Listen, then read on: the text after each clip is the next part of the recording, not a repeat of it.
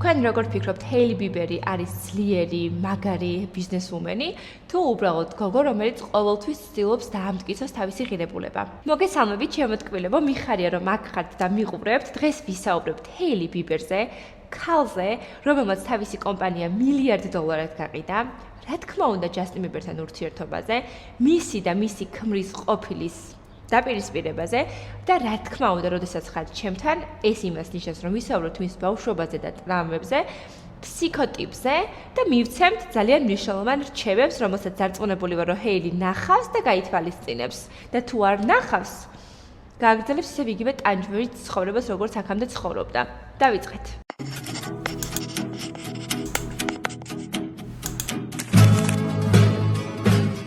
არ დაგავიწყდეს, რომ ჩემი არხი გამოიწრო, იმიტომ რომ დავაკვირდი, რომ ადამიანების დიდი ნაწილი, რომელიც ჩემს ვიდეოებს YouTube-ზე უყურებს, არ მაფოლოვებს და მე მყავს მხოლოდ 200 გამომწერი. ამიტომაც დამაფოლოვეთ, თუ გაინტერესებთ ჩემი მოსმენა და ყურება და კიდევ რომ мотиваცია არ დამივარდეს. კარგი, მე ვიქნები თქვენთან სრულიად გულწრფელი და გეტყვით, რომ მე ვიყავი ჯასტინ ბიბერის საოცარი ფანი.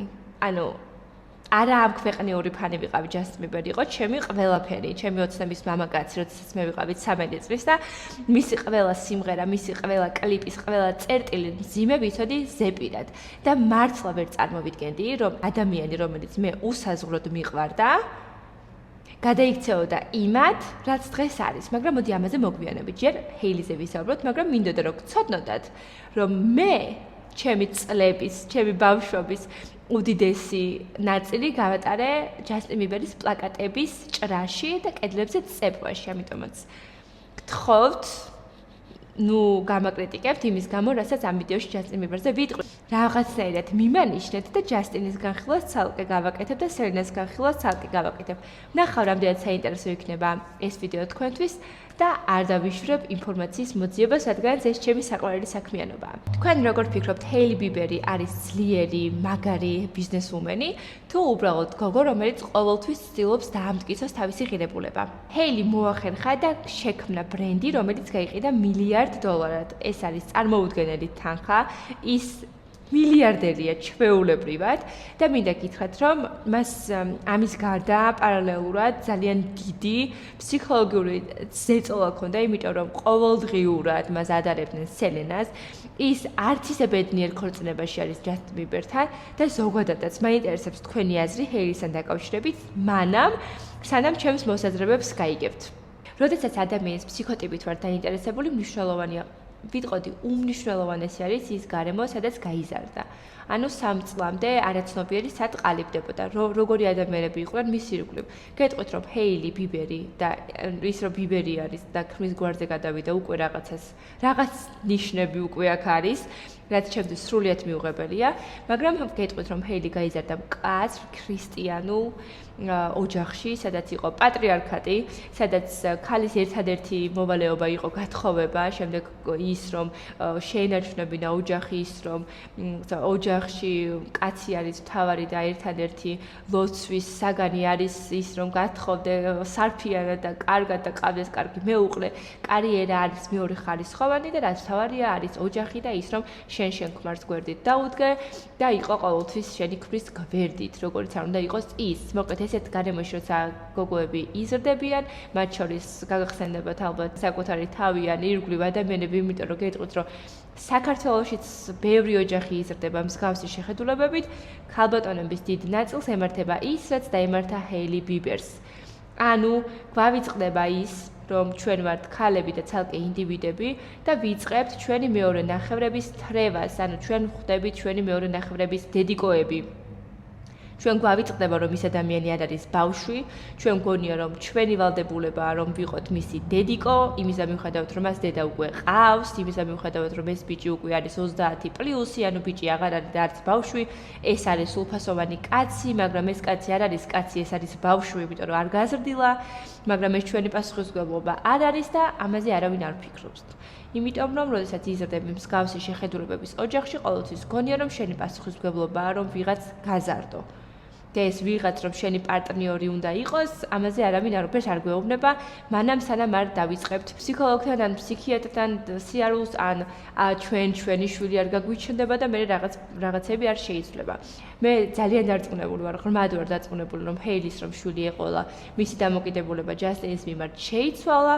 იქ არ ვიყავი, მაგრამ მაინც ჩემი დასკვნები მაქვს ამასთან დაკავშირებით, იმიტომ რომ არსებობს სტატისტიკა და არსებობს ლოგიკა, რითიც შეგვიძლია მივხვდეთ და ამოვიცნოთ, რა ხდება ამ თუ იმ ოჯახში, რადგანაც როდესაც ადამიანი არის ესეთი საჯარო ფიგურა, მისი ძალიან ბევრი დეტალი არის ცნობილი და ადამიანები, რომლებიც დაინტერესებული ვართ ფსიქოლოგიით და ადამიანების ცნობიერების შესწავლით, შესაბამისად მარტივი ამოსაცნობია, როდესაც ადამიანი უბრალოდ ივიწყებს იმას, რომ გვერდით ყავს კაცი და ცდილობს, რომ ის იყოს ყოველთვის მისთვის დასაყრდენი წერტილი და რაღაცნაირად იღებს საკუთარ ხელებში ამ პასუხისმგებლობას, რომ ათრიოს ბიჭი, რომელიც უკვე ბიჭი დიდი ხანი აღარ არის და უკვე მამა გახდა და უკვე, რავი, სხვა პასუხისმგებლობებიც უნდა აიღოს საკუთარ თავზე, მაგრამ რატომღაც არ იღებს.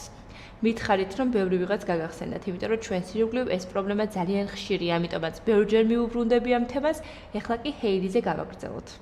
ჰეილის მამა, სტივენ ბოლდვინი არის ცნობილი მსახიობი, ის გამოირჩევა მკაცრი ხასიათით, რელიგიური შეხედულებებით ოჯახზე, ზოგადად ცორის როლზე ოჯახში. ჰეილის დედა კი ყოველთვის იყო ისეთი ცოტა რბილი ხასიათის ქალბატონი, რომელიც დაყრდნობილი იყო ყველა მხრივ თავის მეუღლეზე, ის პატიობდა მას ნებისმიერ შეცდომას, ის არასდროს არ მიდიოდა და არ შორდებოდა თავის ქმარს.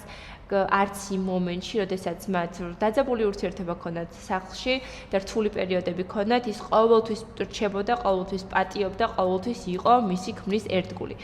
და არასოდეს არ ჰქონდა პრეტენზია იმ მოდელთან დაკავშირებით, რითიც იმართებოდა, ესე ვთქვათ, ეს ოჯახური სისტემა, რაც ჰეილიზე ცალსახად არის ასახული.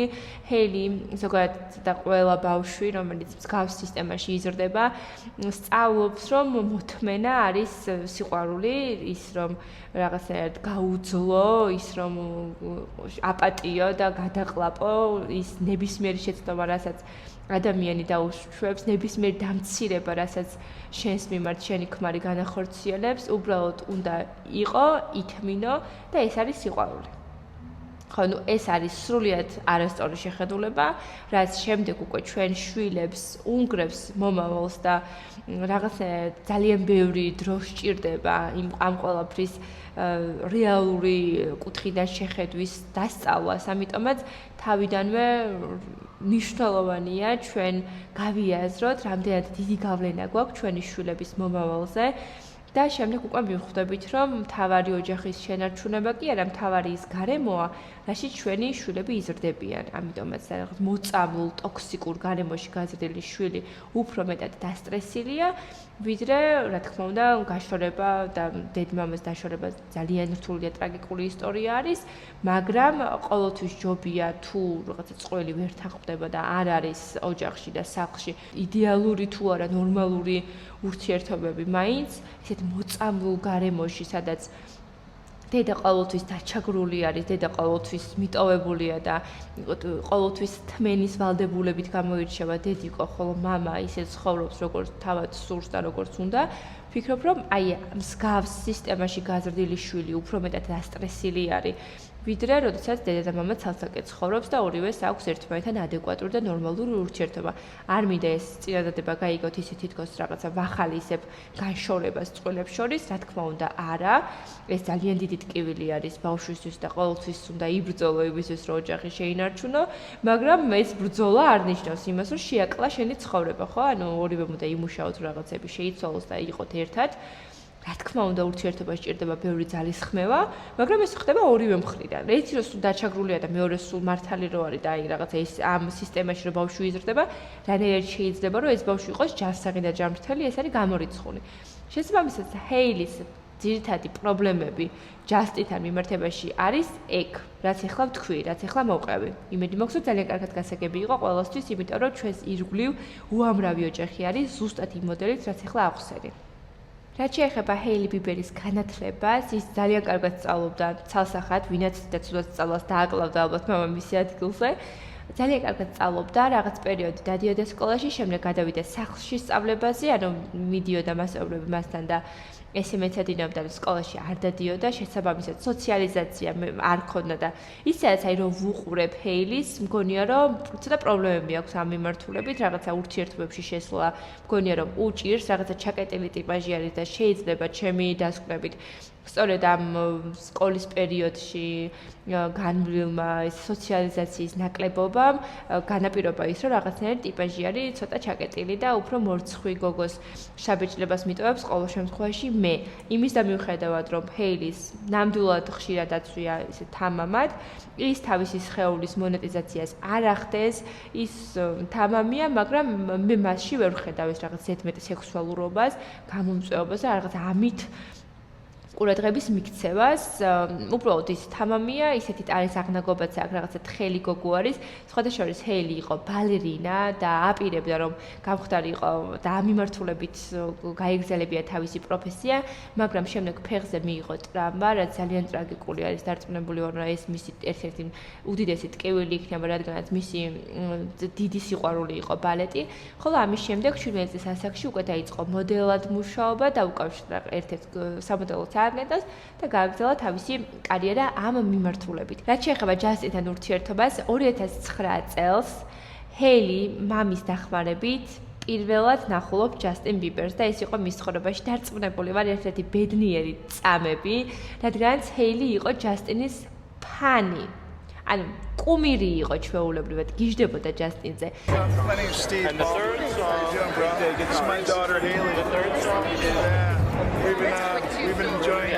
და ის რაღაც ერთ-ერთ ინტერვიუში ამბობს, რომ ის ლოცულობდა, რომ ერთად იქნებოდნენ. ანუ ჰეილი გიждდებოდა ჯასტინზე, უბრალოდ ანუ ჭკუას კარგავდა, ისე უყვარდა. უბრალოდ მაგ პერიოდში იყო სელენასთან ერთად ჯასტინი.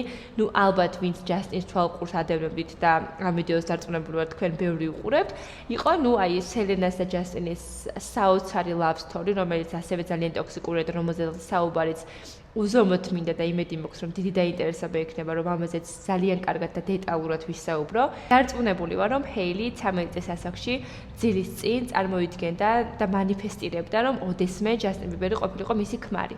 ეს იყო მისი ოცნება, ეს იყო მისი მიზანი და ეს იყო ის, რის გამოც ის ლოცულობდა. ანუ პირდაპირ გაკებით ის ღმერთს თხოვდა, რომ ჯასტინ ბიბერი გამხდარიყო მისი.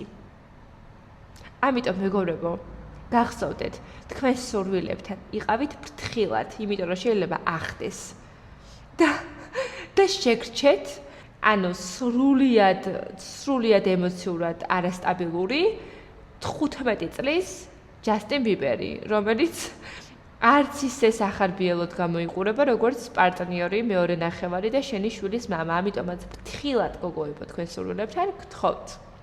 განსაკუთრებით კერპის იდეა მოზარდობაში არის საშიში, რადგანაც ჩვენი მოზარდი გონება წარმოიდგენს და ასახავს ისეთ არარეალურ პიროვნებას და ისეთ ურთიერთობას, რომელიც ცალსახად ტოქსიკური იქნება, რა თქმა უნდა, და დარწმუნებული ვარ, რომ გქონიათ ისეთ ადამიანის მიმართ რაღაც ისტერიული გაკვერპება, რომელიც დღეს ცოტა იუარი თქვენთვის, მე მათ შორის, ვაიმე, ისეთი ვიღაც მომწონა მოზარდობის ასაკში უბრალოდ ვერ გაგიზიარებთ, იმიტომ რომ ცხვენია, მაგრამ გეტყვით, რომ ხო, ჯასტინ ბიბერი ნამდვილად იყო ჩემი ერთ-ერთი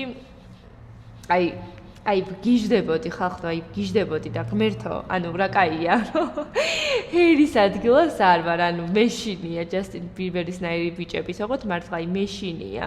სელენას და ჰეილის ერთმანეთთან დაპირისპირება, ეს თითქოს შედარება ორი ერთმანეთისგან სრულიად განსხვავებული ადამიანის, წარმოუდგენელია უკვე მართლა აი გარჩევაც კი რთული არის, ისინი მართლა იგონებენ ამ დრამებს და სპეციალურად აკეთებენ, იმიტომ რომ ხშირად, როდესაც რაღაც სკანდალია ატეხილი, მოყვება ხოლმე ან ერთის ან მეორეს პროდუქტის გამოშვება, რაც რა თქმა უნდა ჰაიპს მოყვება, მეტი გაყიდვები. არ ვიცით, ან შეიძლება უბრალოდ სოციალურ ქსელებში ჩანს ისე როგორც ჩანს, ან უბრალოდ ფანები აზვიადებენ რაღაცებს. მე მგონია რომ ეს ყველაფერი ერთდროულად ხდება. ფანებიც რა თქმა უნდა აზვიადებენ, იმიტომ რომ ეს არის ორი სრულიად განსხვავებული ადამიანი, სხვადასხვა ხასიათის, ტემპერამენტის გოგო. ეს სელენა არის უფრო ისეთი გიჟი, ქარიზმატული, რომელთან ჩხუბიც სასიამოვნოა, რომელთან გართობაც სასიამოვნოა, შეიძლება მასთან ერთად გიპოვონ სადღაც რომელიღაც უბანში, სადაც რაღაცეებს ყიდიან, რაც არ შეიძლება, ან არ ვიცი, მოკლედ სელენასთან ურთიერთობა არის ძალიან ისეთი ექშენ, ესე ვთქვათ, რაღაცა ექშენური ურთიერთობა, ძალიან ბევრი ემოციით, თავგადასავლით, ჩხუბით, ყვირილით, მოკლედ ძალიან ფერადი და საინტერესო და რაღაცა ძალიან ბობოქარი ურთიერთობა მოკლედ და თვითონ ჰეილი თავისი ხასიათით არის წყნარი, მშვიდი, კარგი, ცოლი, ესე ვთქვათ, ადამიანი, რომელიც ყოველთვის მიგიღებს, ყველაფერს გაპატიებს, ის თავისი ბუნებით არის ესეთი და ამ ორი ადამიანის უდიდესი კონტრასტი სწორედაც ქმნის განსხვავებებს ადამიანებს შორის. თუ მე საკუთარ თავს ვაიგივებ ჰეილისთან, მაშინ მე ვარ ჰეილის ფანი და არ მომწონს სელენა, თუ მე ვარ სელენას ფანი, ესე იგი მე თავს ვაიგივებ ესეთ გოგოსთან და მე მომწონს სელენა. ძალიან ხშირად არის მომენტები, როდესაც ჰეილის და თავის სამეგობრო სკაილი თურქს და საერთოდ მთლიანად მაგ ბანდას აბრალებენ იმას, რომ დასცინიან სელენა გომეს. სელენა გომესიც აქედან რაღაც ისეც დაწერს, შემოაგდებს ერთ-ორ სიტყვას, რომ რაღაც ააჯანყოს თავისი ფან-კლუბი და მოკლედ მიმდინარეობს რაღაც დაუსრულებელი კონფლიქტი. სელენამ თქვა რაღაც სიტყვა, ჰეილიმ გაიმეორა, სელენამ დაიხატა ყურის უკან რაღაც სტატუ, ჰეილიმაც დაიხატა, სელენას აქვს რაღაც ბეჭედი თითზე დახატული და ჰეილიმ ზუსტად იგივე გაიკეთა. სელენამ გაიმზადა დილით ავოკადოს ტოსტი და მეორე დღეს ჰეილიმაც ავოკადოს ტოსტის ჭამა ხალხო, ანუ დაუსრულებელი დრამა არის ამათ შორის, რომელსაც კარგადაც იყენებენ და კარგადაც ყიდიან თავიანთ პროდუქტებს, ანუ ორივე მილიარდელი არის ხალხო, მაგრამ რეალურად რა ხდება მათ შორის? აქვს თუ არა რეალური კონფლიქტი? და ჯასტინ ბიბერის გამოხდება ეს ყველაფერი თუ რაიმე სხვა მიზეზი აქვს. გეტყვით რომ ეს ადამიანები ორივე თავის ბუნებით იმდენად განსხვავდებიან ერთმანეთისგან, რომ მათი მიმდევრები, მათი გამომწერები ლოგიკურად ერთმანეთისგან განსხვავდებიან. 2018 წელს სელენასთან დაშორების ერთ-ერთი ეპიზოდის შემდეგ ზუსტად რამდენიმე თვეში ხელს სთხოვს ჯასტინი ჰეილის. და ჰეილი არის უბედნიერესი, რადგანაც მისი ლოცვები ღმერთმა შეისმინა, როგორც იქნა ის ჯასტინის ცოლი ხდება და ასე შემდეგ, მაგრამ მეგობრებო, ეს არის უბრალოდ სპონტანური გადაწყვეტილება. ჯასტინი გაიქცა იმ ტკივილს, რომელიც ურთიერთობის დასრულებას მოყვება და თავი შეაფარა ადამიანს, რომელიც გახდა მაშველი მისთვის. ანუ ჰეილი არის მაშველი, ჯასტინი არის დაზარალებული და ეს არის უბრალოდ არაჯანსაღი მიჯაჭვულობა, როდესაც ჰეილი თავის ეგოს იკმაყოფილებს იმით, რომ თითქოს ჯასტინს შველის, ის მისთვის ლოცულობს, ის მას ყველაფერს პატიობს, ის ყოველთვის მიიღებს ჯასტინს ისეც როგორიც არის, ხოლო ჯასტინი არის დაზარალებული, ჯასტინიმ და სელენამ ერთმანეთს ზედმეტად დიდი ფსიქოლოგიური ტრამვები მიაყენეს თავისი დაუსრულებელი ურთიერთობის და განშორების პერიოდში. შესაბამისად, ჯასტინი არის დაზარალებული, რომელსაც სჭირდება დედიკო, რომელსაც სჭირდება ადამიანი, რომელთაც მივა, რომელსაც ეწწუნება. ჯასტინი თავიდან ბოლომდე არის ისეთი ბავშვი, 3 წლის ბავშვი, რომელმაც უბრალოდ არ ვიცი, ძალიან ზედმეტად ბევრი ირბინა ითამაშა კედლებზე იარა ძილის წინ და შემდეგ სჭირდება რომ უბრალოდ ვიღაცამ მოეფეროს, დაამშვიდოს, აჭამოს, დაამშვიდოს და უთხრას რომ ეხლა იცი რა არის, შენ უბრალოდ ეხლა ძალიან გაღიზიანებული ხარ, შენ ძალიან ბევრი ირბინე, გაოფლიანდი და მოდი ეხლა დავისვენოთ, დავიძინოთ და ყველაფერი კარგად იქნება და ნუ ჩააძინოს ჰეილიმ ლოგინში ჩააწვინოს. ანუ აი ზუსტად, აი რა მაგრავთ, აი ზუსტად ჰეილი არის გოგო, რომელსაც ოცნება აუხდა, მაგრამ მიხვდა, რომ ის ოცნება, რომელიც მას მთელი ცხოვრების განმავლობაში, ამდენი წლის განმავლობაში ძალიან მთელი გულით უნდოდა, იყო საშინელება და ტრაგიკული, იმიტომ რომ ის ძალიან ხშირად ახსენებს, თუნდაც ინტერვიუებში ყვება, რამდენად რთული იყო მათი ურთიერთობის დასაწყისი პერიოდი. ის ძალიან ხშირად ტიროდა აბაზანაში და ლოცულობდა იმისთვის, რომ ჯასტინი კარგად გამხდარიყო, ის თავს მარტოსულად გრძნობდა და ძალიან ცუდი პერიოდები გაიარეს ერთად, მაგრამ ღმერთის დახმარებით ისინი დღეს კარგად არიან. ჯასტინი არის ადამიანი, რომელსაც აქვს ძალიან სერიოზული მენტალური პრობლემები, რომელსაც აქვს ბევრი დამოკიდებულება, ის ძალიან ხშირად არის შემჩნეული სხვა რაღაცეების ქვეშ, ამიტომაც ჯასტინი არის ადამიანი, რომელიც არის პატარა ბავშვი, აღულა, ხოლო ჰეილი მოირგო მისი გადამჩენელის, მისი გმირის როლი, ადამიანი, რომელიც არის მარტივი, კომფორტული, რომელსაც შეგიძლია რომ დაეყრდნო, რომელიც ყოველთვის მიგიღებს ისეც როგორიც ხარ, გაგამხნევებს და იქნება შენს გვერდით ყოველთვის.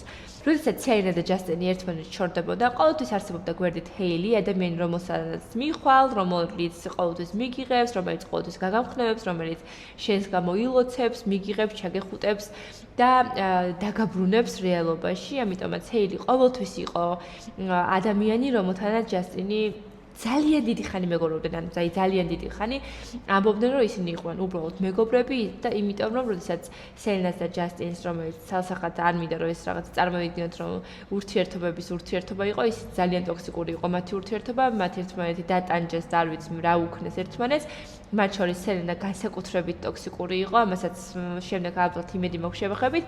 მოკლედ, ყოველთვის, როდესაც სელინა და ჯასტინი ერთმანეთს დახოცავდა და დაკმენდა, ყოველთვის არსებობდა ჰეილი, რომელიც იყო ძალიან კეთილი და ყოველთვის ელოდებოდა ჯასტინს, რომ ის მასთან მივიდოდა და ჰეილი მას გულში ჩაიკრავდა და რეალურად ამ დინამიკაში გაგრძელდა მათი ცოლქმრული ურთიერთობაც.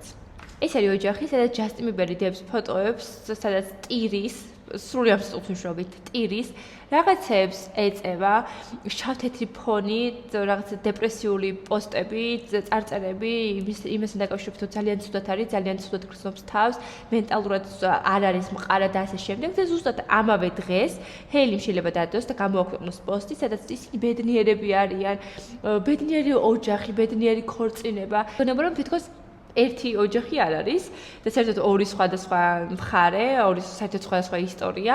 შესაბამისად, ეს გვაფიქრებინებს იმას, რომ რომელიღაცა ტყუის და თქვენი აზრით რომელი.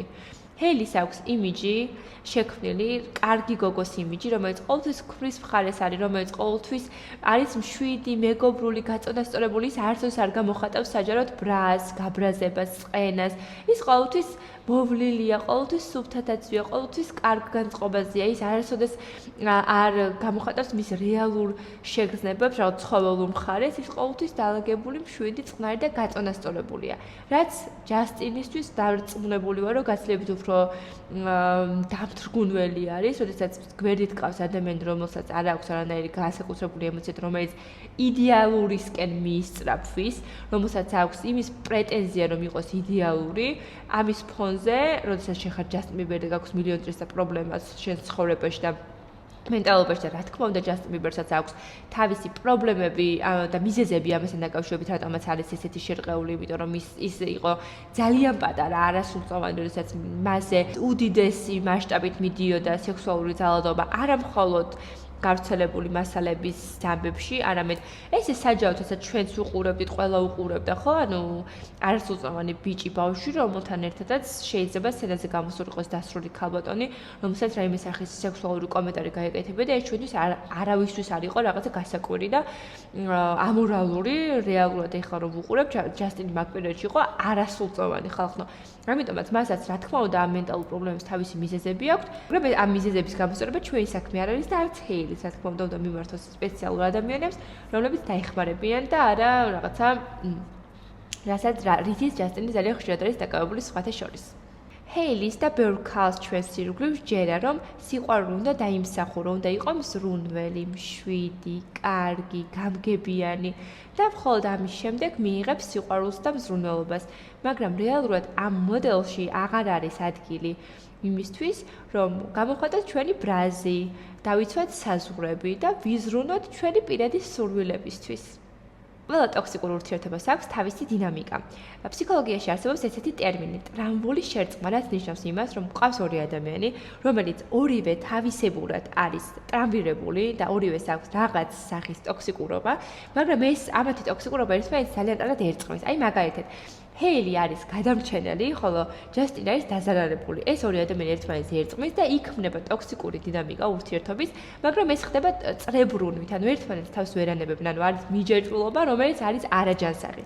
აი მაგალითად, ხდება მათ შორის რაღაც დაძაბულობა, კონფლიქტი, შემდეგ იზრდება ეს და რაღაც დიდ კონფლიქტად იქცევა, შემდეგ ხდება მონანიება, შემდეგ თაფლობის თვე, ანუ ერთად არის შეხმატკურებული რაღაც პერიოდი, მოკლედ ეს მინდის ესე წრებრუნვაში, მანამ სანამ ერთ-ერთი მათგანში რაღაც არ შეიცვლება, ან შეიძლება სამუდამოდ წლების განმავლობაში მიმდინარეობდეს ესე, რომ ქონდეს ტოქსიკური ურთიერთობა, მაგრამ ამას თავს ვერ აღწევთ, რადგანაც ეს იყოს ციკლური და თქვენ ერთი მეორე რაღაცით იკვებებით, მოკლედ რაღაცნაირად ამ ურთიერთობებიდან გამოსვლა ძალიან ჭირს. ჰეილისთვის ძალიან დიდი მნიშვნელობა აქვს ფასადს, ფასადურად მისთვის მნიშვნელოვანი რომ ჩანდეს იდეალური ოჯახი, იდეალური ქმარი, თვითონ ხო რა თქმა უნდა იდეალური სახის კანით და იდეალური ჩაცმულობით, სუფთა სიფრიფანა, მოკლედ მისთვის მნიშვნელოვანია რომ ფასადი იყოს ლამაზი და ძალიან აი როგორც დანას ჩაგარწრობენ გულში ზუსტად ეგეთი მტკივნეული არის ყველა ჯასტინის დებილური პოსტი, რომელსაც ის ძალიან ხშირად დებს. ჩემი აზრით, ჯასტინი ძალიან ცდილობს, რომ ჰეილის მოურყიოს თვით შეფასება. ან თავისი პოსტიდან მიგებთ ამ ყველაფერს ძალიან მარტივად. ჯასტინი წერს, რომ ერთ-ერთი ჩხუბის დროს მე შეგითხარი, რომ ვერცოს ვერ მიხვდებოდი ზმოგის გარეკანზე და შენ ეს შეძელი. ვაუ, ყოჩაღ. ანუ უკაცრავად. ვაუ, ყოჩაღ ჩამოვაშოროთ და წინა დადება წავიკითხოთ. და რას ნიშნავს ეს ყველაფერი, რასაც ჯასტინი ეუბნებოდა ჩხუბის დროს? აი მეგობრებო, აი უბრალოდ მინდა რომ ჰეილის სხეულში მე ჩავსახლდე, ანუ სერიოზულად მინდა რომ ჩავსახლდე, ძალიან ცოტა ხნით, აი ერთი კვირით და გაჩვენებთ ჯასტინს რაც მოუვა. ოღონდ მართლა. ანუ ჯასტინს გაბანადგურებ მაგ სიტყვების გამო, რას ნიშნავს ჰეილი ვერ მოხვდება მოგის გარეკანზე, იმის მიუხედავად რომ მე ჰეილი არ მიყვარს, რას ნიშნავს? ჰეილი დაუმტკიცა ჯასტინს რომ ის ყველაფერს შეძლებს და შეძლო კიდევაც, ანუ ქალი მილიარდერია. ბევრი ადამიანი იტყვის, რომ მსგავსი ურთიერთობებიდან ვერ მოდიან ქალები, იმიტომ რომ ფინანსურად არ არიან მყარად და ასე შემდეგ. რეალურად ჰეილის გასძლევთ უფრო მეტი თანხები აქვს, რადგან რაღაც ცნობებით ჯასტინს საერთოდ არ აქვს დანაზოგი და შესაბამისად ფულიც ბევრი აღარ აქვს. გემახსოვრებად, რამდენი ჩავარდნილი კონცერტი აქვს ჯასტინს, ასევე დამოკიდებული არის ბევრ რაღაცაზე შესაბამისად, საერთოდ არ გამიკვირდება, მას ფული საერთოდ რო არ ქონდა. შესაბამისად, ჰეილი არის მილიარდერი ხალხო. ანუ რა ფინანსურ უზრუნველყოფაზე არის საუბარი, ანუ ჰეილის არ ჭირდება ჯასტინი რო ჭამოს და ჩაიცვას და ცნობილი გახდეს და რაღაცით იარსებოს, ანუ საერთოდ არ ჭირდება ჯასტინი რეალურად. ფინანსური პრობლემა აქ არ არის, აქ არის ფსიქოლოგიური ღრმა პრობლემა, სადაც ქალს უკვე არ აქვს იმდენი თვითკმარობა, არ შეუძლია წარმოედგინოს ცხოვრება აი ამ სისტემის გარეშე. ჰეილის ღირებულება ის კი არ არის, რომ მან შექმნა ამხელა კომპანია, რომელიც $1 მილიარდად გაყიდა და ჯერ კიდევ დირექტორი არის, მთელი სამყარო იცნობს და ძალიან წარმატებულია. გადაუსწრო ყველას, ვისაც კი შეიძლებოდა რომ გადაესწრო, ანუ ეს კი არ არის მისი ღირებულება. მისი ღირებულება თავისი აზრით არის ის, რომ არის ჯასტინ ბიბერის ცოლი. ჰეილი არა. მაგრამ ყველაფერ ცუდს მოყვება რაღაც პატარა კარგი, ჯასტინი თუ ცდილობს, რომ ჰეილი დაამციროს და მისი თვით შეფასება შეარყიოს, ჰეილი ცდილობს, რომ დაუმტკიცოს, რომ ის ყველაფრის ღირსია, ამიტომაც ქმნის კომპანიას, რომელიც პირველ წელს $100 მილიონი გაყიდვებს წერს, შემდეგ უკვე მილიარდის, რაც მართლა საოცარი თანხებია. მოკლედ, ფიქრობ, რომ ზუსტად იპოვა ჰეილი საკუთარი თავი ამ ბრენდში და ამ ბრენდის ხასიათში, რადგან თვითონ არის ისეთი ძალიან ჰაეროვანი, სიფრიფანა, სუფთა გოგო, აი უკვე ისაც დაღლილი იყო ეს ადამიანები და ზოგადად მოდა ამ გადაპრანჭული დიდი ტუჩებით, დიდი მკერდით და რაღაცა მძიმე მაკიაჟებით და ჰეილიმ შემოიტანა ტრენდი, რომელსაც ქვია სუფთა დაბანილი, გასუფთავებული წკრიალა კანი, ასევე მისი მართლა თამბეჭდავი სახის კანი გახდა ვაირალ და ყველა გოგოს სანატრენი, მან შემოიტანა ტრენდი, რომ აღარ გჭირდება ბევრი მაკიაჟები და ასეთი პროცედურები, ვისთვის რომ იყო მიღებული და ლამაზი, შენ უბრალოდ შეგიძლია რომ გაიწმინო სახე, დაიბანო და მაქსიმალურად ბუნებრივად გამოიყურებოდე ლამაზად.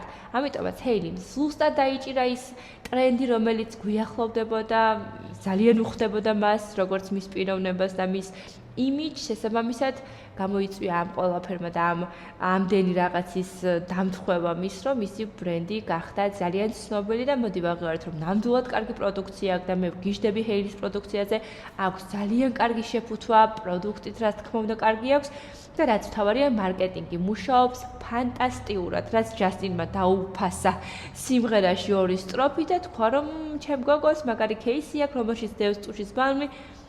კიდია ჯასტინ შედას ფიქრობ, ჩვენ მოგწონს გოგოებს, ამიტომაც გთხოვ. აღარ გვესაუბრო. ჯასტინის და ჰეილის დაშორების სკანდალებით დაუსრულებელი სერიების სახით გამოდის. ძალიან ხშირად აგორდება ხოლმე სკანდალი, რომ ისინი დაშორდნენ, ჰეილი ხშირად ჩნდება ბეჭდის გარეშე. დარწმუნებული ვარ, რომ მათ ხშირად აქვთ კონფლიქტები და დაშორების პირასაც ბევრჯერ იყვნენ, მაგრამ ჰეილი ყოველთვის ცდილობს, რომ გაუფრთხილდეს ურთიერთობას და შეინარჩუნოს ოჯახი, როგორც ასეთი, ამიტომაც ნახოთ, როგორ განვითარდება მოვლენები, გეტყვით ერთ-ერთი რაც ზუსტად შემიძლია გითხრათ. ბავშვის დაბადებამ ძალიან შეცვალა ურთიერთობის დინამიკა, რადგანაც ჰეილის აღარ აქვს იმდენი დრო და რესურსი, რომ ჩადოს ისევ ჯასტინში და მისცეს მას мотиваცია და დაამშვიდოს და თავზე ხელი გადაუსვოს და იყოს მისი ერთადერთი დედიკო. შესაბამისად, ფიქრობ, რომ ბევრი რაღაცები შეიცვლება მათ ურთიერთობაში და უკვე შეიცვალა. რამაც შეიძლება გამოიწვიოს ჯასტინის გაღიზიანება, უკმაყოფილება და ასე შემდეგ. ან შეიძლება ჰეილი მოვიდეს გონს და მიხვდეს, რომ რაღაცა შვილის მამა არ შეიძლება რომ მეორე შვილად აიყვანო და მასაც უპატრონო ისევე როგორც ჩვენს შვილს. ამიტომაც არ ვიცით, ნახოთ როგორ განვითარდება მოვლენები. მე არაფერში არ ვარ დარწმუნებული, ველოდები მათ განქორწინებას და ველოდები რომ ჰეილი იყოს უფრო მეტად ბედნიერი. თუმცა საინტერესო შეკითხვა მოახერხებს თუ არა ჰეილი თავისი იდენტობის პოვნას ჯასტინის ჩრდილის ქვეშ და იწყებს თუ არა აქტიურად თერაპიებს, როგორც უკვე ჩვენთვის ცნობილია ის აქტიურად არის თერაპიაში და დარწმუნებული ვარ, რომ იმ საკითხებს აუცილებლად დაამუშავებენ, რაც ჩვენ ამ ვიდეოში ვისაუბრეთ. რა არის ეს ნამდვილი ქორწინება არის თუ უბრალოდ შეთანხმება ორი ადამიანის მიერ, რომლებიც საერთო ბრენდს ქმნიან და ეს უბრალოდ საიმიჯო ქორწინება, თუ რა ხდება თქვენი აზრით მათ შორის ნამდვილად, აუცილებლად გამიზიარეთ კომენტარებში. მე კი გულწრფელად ვუსურვებ ჰეილის იმას, რომ კიდევ და კიდევ გააგრძელოს სვლა, გაიაზროს ის, რომ ისიც ცოცხალი ადამიანია და ზოგჯერ შეიძლება რომ არ იყოს იდეალური, დაიწყოს საკუთარი სურვილების და ფიქრების გააზრება და მიხვდეს, რომ თავარი ადამიანი თავის ცხოვრებაში არის ჯერ საკუთარი თავი, შემდეგ მისი შვილი და მხოლოდ ამის შემდეგ შეიძლება რომ ვიფიქროთ ჯასტინ ბიბერის დაბუსტვაზე, ამიტომაც წინ გოგონი გააგრძელეს სვლა, ძალიან კარგად მიდიხარ, უბრალოდ ის შფოთვითი აშლილობა, რომელიც ყოველთვის თან სდევს შეგრძნებას, რომ თითქოს იდეალური არ ხარ და თითქოს აუცილებელია რომ იდეალური იყო, ამის მოშორება დაგეხმარება იმაში, რომ უფრო მშვიდად იცხოვრო, მიიღო საკუთარი თავი, საკუთარი შეგრძნებები, აღიარო შენი ჩრდილებიც და ის სურვილებიც, რომელიც ყველა ადამიანში ჩუმად იმალება. ამიტომაც მართლა გულწრფელად მინდა რომ ჰეილი იყოს ბედნიერი და დაალაგონ ურთიერთობა თუ ეს შესაძლებელია. თქვენ კი დაგემშვიდობებით, ძალიან მიყვარხართ, ძალიან მიხარია რომ მიყურეთ, აუცილებლად გამოიწერეთ ჩემი არხი, იმიტომ რომ ეს მე ძალიან მჭირდება.